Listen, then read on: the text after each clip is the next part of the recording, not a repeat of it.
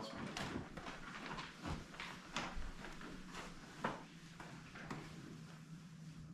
The Holy Gospel of our Lord Jesus Christ according to Mark. Glory to you. Jesus said, "In those days after that suffering, the sun will be darkened, and the moon will not give its light, and the stars will be falling from the heaven, and the powers of the heavens will be shaken.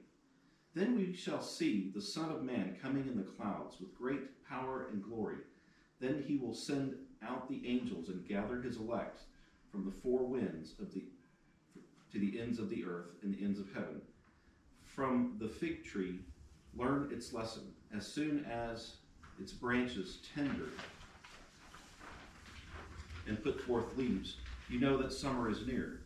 So also when you see these things taking place, you know he is near at the very gates. Truly, I tell you, this generation will not pass away until all these things have taken place. Heaven and earth will pass away, but my words will not pass away. But about that day or hour no one knows, neither the angels in heaven nor the Son of Man, but only the Father. Be aware, keep watch, for you do not know when the time will come. It is like a man going on a journey that leaves his home and puts his servants in charge, each with his work, and commands the doorkeeper to be on watch. Therefore keep awake, for you do not know when the master of the house will come, in the evening, or at midnight, or at cockcrow, or at dawn, or else he may find you asleep when he comes suddenly. And what I say to you,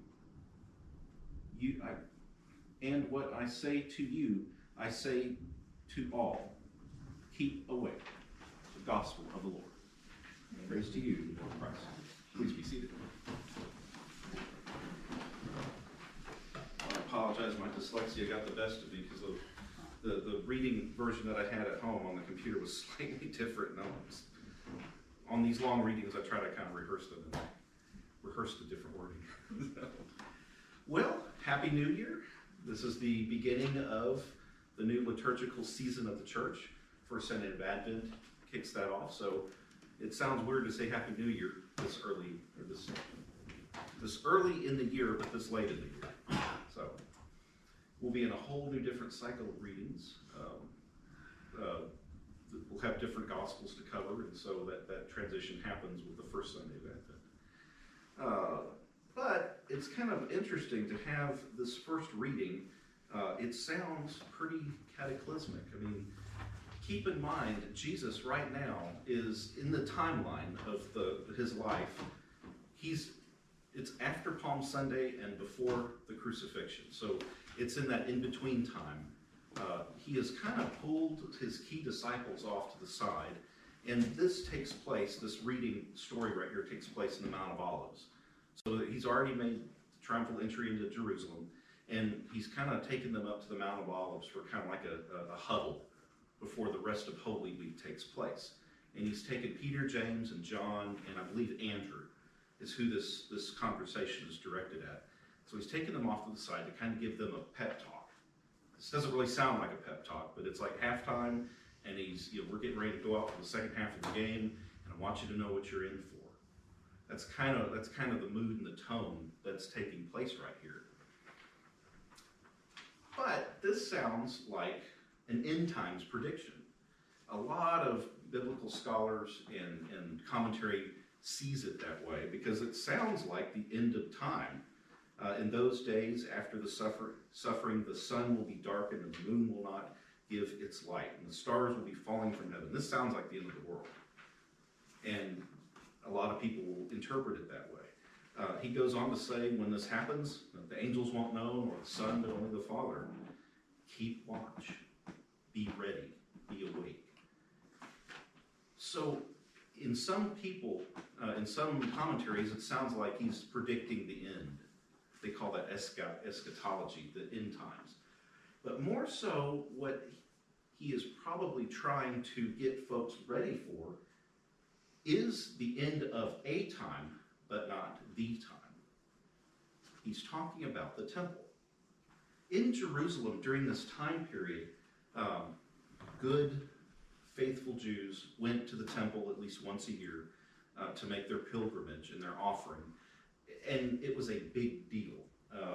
Kind of like how at some point in most people's lives we try to get somewhere, like go to the Capitol in Austin, or maybe travel to Washington and see all the National Archives. We kind of orient ourselves around that. Or it might be something else that's significant in your life that you want to get to at least once or twice. For me, it would be the Colorado Railroad Museum in Golden, Colorado.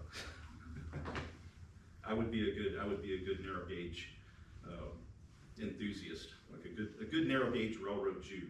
That's what I would do. But the Jews in that part of the country, in that part of the world, that's what their life was centered around. They lived it, they ate it, they breathed it. They were totally temple-centric. And if they couldn't go to temple, they went to their local synagogue, and they made that offering there. But they all tried to get back to the temple. And it's part of being God's people. That's what God had asked them to do as faithful people of Israel. Now, this is the second temple. The first one had gotten destroyed. King Herod of Israel built this second one, and it was ostentatious. It was grand. It was majestic. It was huge. Some people say that the center, like we call this the nave in the church. This is the nave. Their equivalent of that would have been the length of 2 football fields. And that would have been enclosed. So you can just imagine how big that was. And it's rumored to even say that on one of the walls, it was just covered in gold leaf. That when the sun hit it, you couldn't look at that wall because it was so bright. And Herod said, I built this to honor God. But really, he built it so everybody would say, look at the beautiful temple Herod built. So it was really kind of self-aggrandizing. And Jesus really didn't like that. That he didn't want the attention focused on somebody. He wanted the attention focused on God, our Creator.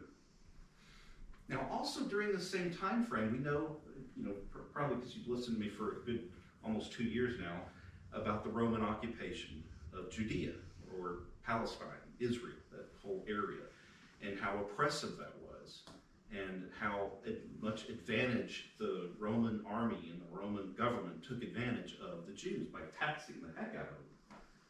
I'm not saying taxes are a bad thing. You still have to have somebody protect your borders and build new roads and bridges and aqueducts, but they took a lot more than they probably should have, and it was oppressive to the Jewish people.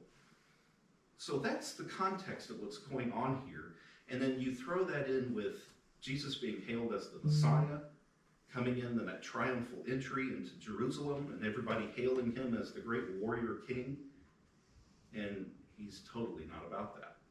As a matter of fact, he pulls, everybody sees all this commotion going on, and says, you know what, we need to take a time out, and we need to have a huddle here with Peter, James, and John, and Andrew. He pulls them off to the side and says, in a very cryptic, coded way, the end of the world is going to come.